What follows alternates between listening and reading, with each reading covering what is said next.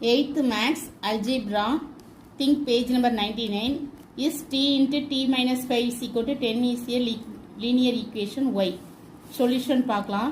First கொடுத்திருக்க equation எழுதிக்கிறேன். t into t minus 5 is equal to 10. இதை t வந்து உள்ள கொண்டு multiply பண்றேன்.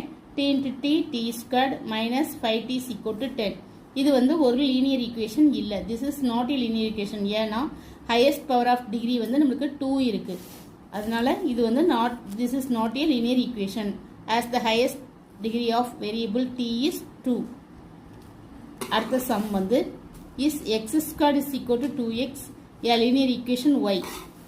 இப்போ x squared is equal to 2x எழுதிக்கிறோம். அப்புறம் x squared minus இந்த 2x வந்து இங்கே கொண்டு வரோம். minus 2x equal to 0. இதுவும் linear equation கிடையாது. ஏன்னா this is not a linear equation as the highest degree of variable x is 2.